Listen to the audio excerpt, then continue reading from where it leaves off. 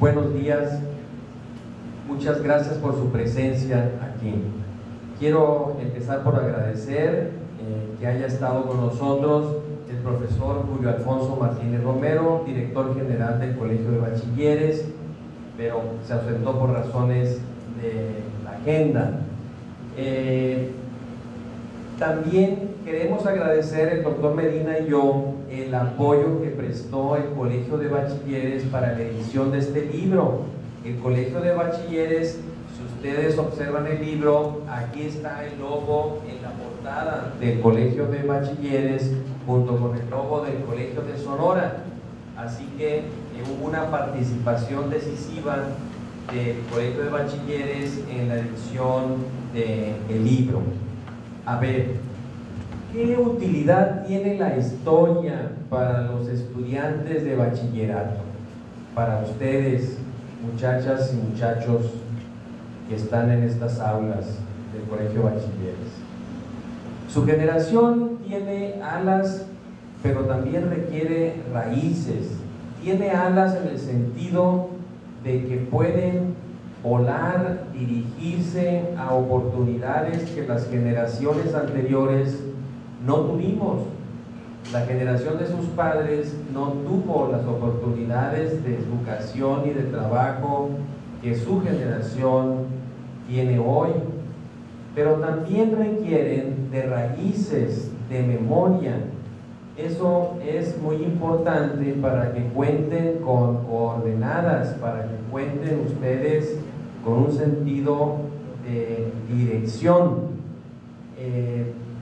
Recuerden siempre que la historia es el estudio del pasado desde el presente. El presente es la cantera, es la mina de las preguntas que hay que hacerle a la historia. Y también, pues, los efectos que nos llegan de esto que estudiamos, en este caso, la independencia o la revolución. En este siglo XX, a ver, díganme ustedes, vamos a esta pregunta, a ver quién me la contesta. ¿Cuál creen ustedes que en el siglo XX fue el proceso más importante, más globalizador ocurrido en Sonora? A ver, levante la mano, ¿quién sabe? ¿Qué se les ocurre en el siglo XX, de 1900 al año 2000? ¿Cuál fue el proceso que tuvo más efectos múltiples, trascendentes? A ver, ¿quién se anima?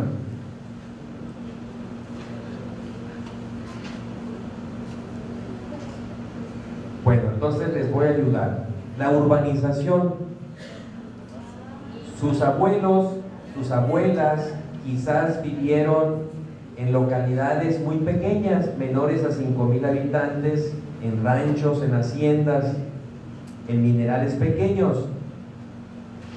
En el censo de 1910, solo el 10% de la población vivía en localidades de 5,000 habitantes o más, mientras que en el censo del 2000, el 85% de la población vivía en localidades de 5,000 o más habitantes.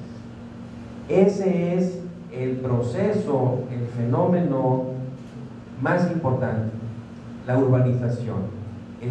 Formando parte de una ciudad, es como ustedes han tenido oportunidades de estudiar, sus padres oportunidades de trabajar.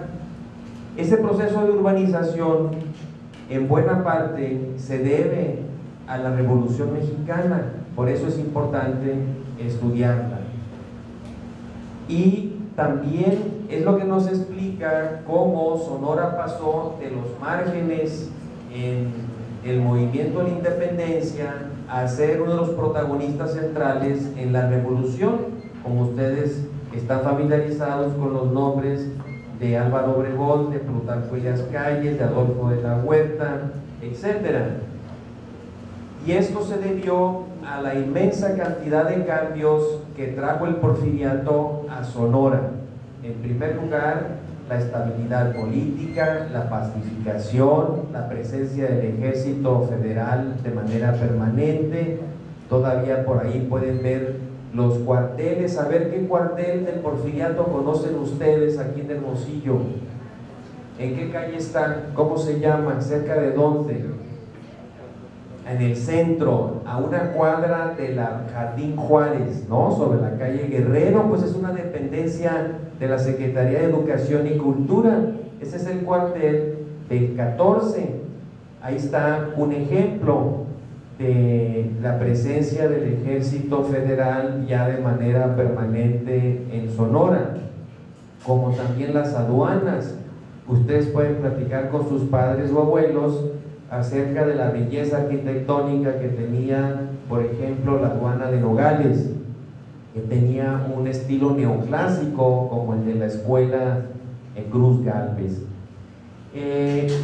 Aquí vino una cascada de cambios, así como ocurrió una cascada de cambios que nadie pudo prever hacia 1808 en la monarquía hispánica, como señaló el doctor Medina. Aquí con el porfiriato vinieron grandísimos cambios. En primer lugar, la creación por primera vez, desde una época que se llama las reformas borbónicas a finales del 18, la creación de nuevas localidades. Nogales, por ejemplo, Agua Prieta,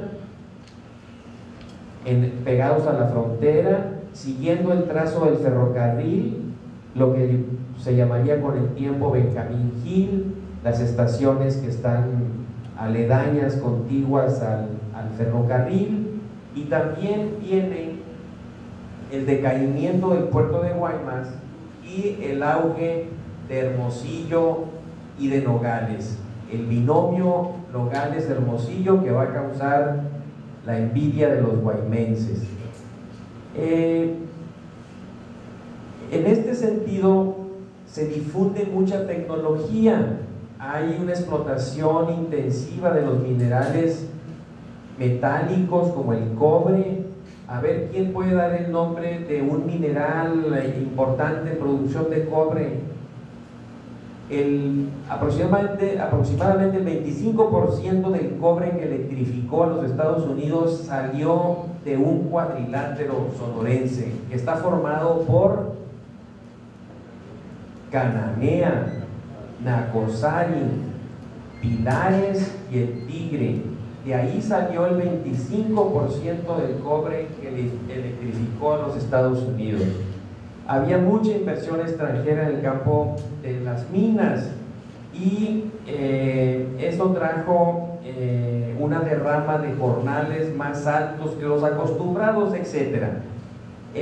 Pero en la segunda mitad del porfiriato, en los segundos 15 años, empezaron a verse las deficiencias de estos cambios y las crisis internacionales como la caída de la plata y luego del cobre hicieron que estos centros mineros se despoblaran y la gente de la sierra se bajó a los valles. Ahí quizás algunos de sus bisabuelos o abuelos bajaron de los centros mineros de la franja serrana a la franja costera. Así, en estas condiciones de descontento económico es cuando viene la campaña de Madero y es donde se expresa este descontento por la situación económica y allí empieza la participación de Sonora en la revolución, que en la etapa maderista es también marginal, modesta.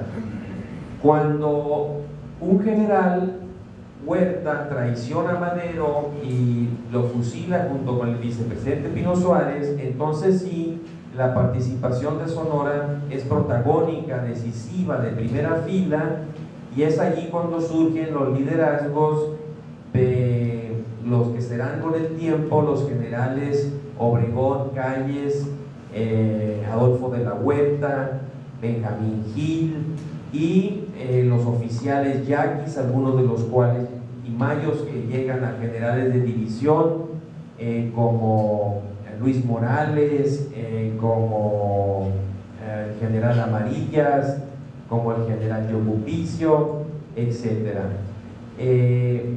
Y en Sonora, ya para terminar, una característica única respecto al resto de los estados del país es la intersección de la rebelión yaqui con la Revolución Mexicana. Eso le da una particularidad al estado de Sonora.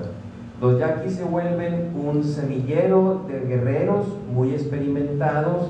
La mayoría de ellos pelea del lado del general Maytorena en contra de Calles y también una parte menor se va lista en las tropas del general Obregón, siempre buscando que se les devolvieran sus tierras y la libertad para conservar sus tradiciones y sus autoridades. Pero hay yaquis pues con todas las facciones. La economía de Sonora sufre mucho. Si ustedes recorren todavía los molinos harineros que quedan en ruinas en lo que se llama el tercer mundo, ahí por Altar, pueden ver los orificios en los muros de los combates que se libraron. Pero digamos los combates más duros, para que lo sepan, a ver quién viene o que tiene padres o abuelos del rumbo de Agua Prieta o Naco. ¿No hay nadie? De Navojoa a Guatabampo. ¿Sí? Bien. Ahí, por ejemplo, se libraron sitios que duraron meses, al estilo de la Primera Guerra Mundial, con alambradas de púas, con artillería. Hubo un asalto, por ejemplo, en Navojoa, que en un día cerca de 400 muertos reportó por ambos bandos.